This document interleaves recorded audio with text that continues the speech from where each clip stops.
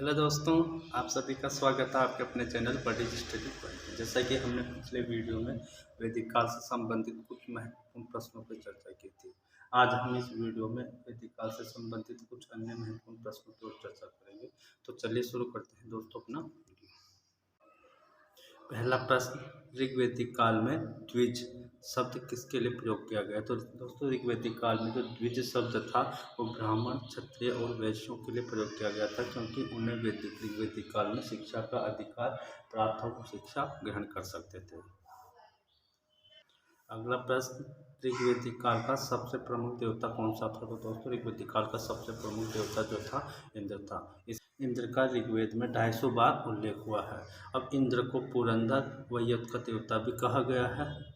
इंद्र का 250 बार, जबकि अग्नि का 200 बार उल्लेख हुआ है। और ये इंद्र और अग्नि जो देवता थे वो 1000 स्तंभों वाले महल में निवास करते थे, जिससे पता चलता है कि वैदिक काल में ये सबसे प्रमुख देवता थे।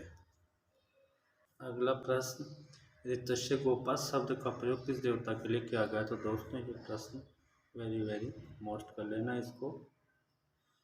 ऋतस्य गोपा जो शब्द है इसका प्रयोग वरुण देवता के लिए किया गया है। और ऋतस्य गोपा का शाब्दिक अर्थ होता है नैतिक नियमों का संरक्षण। तो दोस्तों याद रखना कि ऋतस्य गोपा जो शब्द है इसका शाब्दिक अर्थ क्या होता है? नैतिक नियमों का संरक्षण। यह एग्जाम में आ चुका है, नैतिक नियमों का संरक्षक। अगला प्रश्न, ऋग्वैदिक काल में आजीवन अविवाहित रहने वाली महिलाओं को क्या कहा जाता है? दोस्तों ऋग्वैदिक काल में जो आजीवन अविवाहित रहती थी उन महिलाओं को अमाजु कहा जाता था। अगला प्रश्न, गौतम राहुगण व विदेत माधव की कथा का उल्लेख किस ब्राह्मण ग्रंथ में मिलता है? तो दोस्तों ये जो कथा है इसका उल्लेख मिलता है शतपथ ब्राह्मण में। और शतपथ ब्राह्मण जो है यजुर्वेद का ब्राह्मण ग्रंथ है। अगला प्रश्न, नहरों का प्रथम बार उल्लेख किस वेद में मिलता है? तो दोस्तों नहरों का प्रथम बार उल्लेख अथर्ववेद में मिलता है। और नहरों के लिए वैदिक काल में कुल्या शब्द का प्रयोग किया गया है। अगला प्रश्न, कृषि के लिए 4 क्रियाएं जुताई, बुआई, कटाई और मड़ाई का उल्लेख किस वेद में मिलता है? तो दोस्तों यह जो जानकारी मिलती है वो शतपथ ब्राह्मण में मिलती है, जो कि यजुर्वेद से संबंधित है। इसको भी मोस्ट कर लेना, ये बहुत मोस्ट प्रश्न है। कृषि के लिए 4 क्रिया जुताई, बुआई, कटाई, मड़ाई का उल्लेख। अगला प्रश्न, जल प्लावन की जो कथा है उसका उल्लेख किस में मिलता है? तो जल प्लावन की जो कथा उसका उल्लेख भी हमें शतपथ ब्राह्मण ग्रंथ में मिलता है, जो कि यजुर्वेद का ब्राह्मण ग्रंथ है। मोस्ट प्रश्न, किस वेद में पृथ्वी को भारत माता के रूप में स्वीकार किया गया? तो दोस्तों पृथ्वी को भारत माता के रूप में स्वीकार अथर्ववेद में किया गया है। अथर्ववेद में कहा गया कि माता भूमि पुत्रो अहम पृथ्वी, अर्थात भूमि मेरी माता है और मैं उसका पुत्र हूँ। यह उक्ति अथर्ववेद के पृथ्वी सूक्त से ली गई है। ध्यान रखना दोस्तों, मोस्ट क्वेश्चन से एग्जाम की दृष्टि। ऋग्वेद में पंचजन जो शब्द है उसका उल्लेख मिलता है। तो पंचजन कौन कौन से? तो दोस्तों पंचजन जो थे अणु, यदु, तुर्वस, पुरु, द्रोहा। और आपकी जानकारी के लिए बता दूं कि जो ऋग्वेद के जो 7वें मंडल में जो दासराग युद्ध परुष्णी नदी के किनारे हुआ था, जिसमें सुदास और 10 अनार्य राजाओं के बीच में हुआ था। तो उन 10 राजाओं में 5 आर्य थे और 5 अनार्य थे। जो 5 आर्य राजा थे उन्हें ही पंचजन कहा जाता है, जो कि अणु, यदु, तुर्वस, पुरु और द्रोहा वंश से संबंधित थे। अगला प्रश्न, ऋग्वेद के किस मंडल में सर्वप्रथम चारों वर्णों का उल्लेख मिलता है? तो ऋग्वेद का जो 10वां मंडल है उसमें सर्वप्रथम चारों वर्ण ब्राह्मण, क्षत्रिय, वैश्य व शूद्र का उल्लेख मिलता है। और ऋग्वेद का जो 10वां मंडल है उसके पूर्व सूक्त में इसका उल्लेख मिलता है।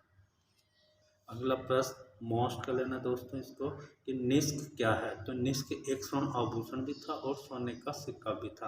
अब वैदिक काल में जो निष्क का जो तात्पर्य था वो स्वर्ण आभूषण के रूप में था, जबकि उत्तर वैदिक काल में निष्क का अर्थ स्वर्ण का एक सिक्का था, जो कि विनिमय के रूप में प्रयोग किया जाने लगा था। जबकि जो शतमान जो था वो चांदी का सिक्का था। निष्क स्वर्ण का सिक्का और शतमान चांदी का सिक्का। तो दोस्तों याद रखना निष्क और शतमान।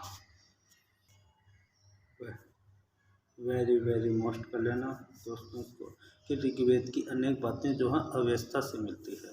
और अवेस्ता जो है वो किस भाषा का प्राचीनतम ग्रंथ है? तो दोस्तों ध्यान रखना अवेस्ता जो है ईरानी भाषा का प्राचीनतम ग्रंथ है, ईरानी भाषा का। वैदिक लोगों के द्वारा किस धातु का प्रयोग सर्वप्रथम किया गया? तो दोस्तों जो वैदिक जो लोग थे, वैदिक काल के जो लोग थे उनके द्वारा तांबा जो धातु थी उसका प्रयोग सर्वप्रथम किया गया। अपने वीडियो का अंतिम प्रश्न जो कि बहुत ही ज़्यादा महत्वपूर्ण है।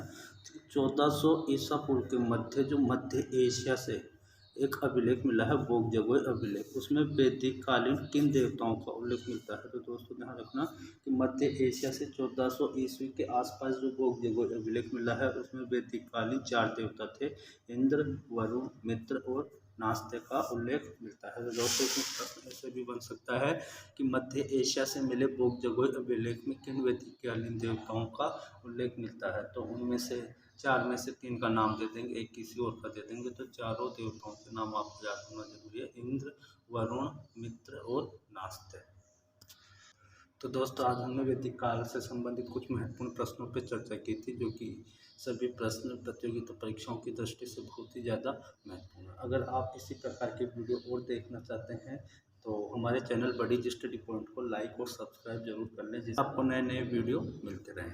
धन्यवाद दोस्तों, मिलते हैं अगले वीडियो में कुछ नए और बहुत ही ज़्यादा महत्वपूर्ण प्रश्नों के साथ। धन्यवाद दोस्तों।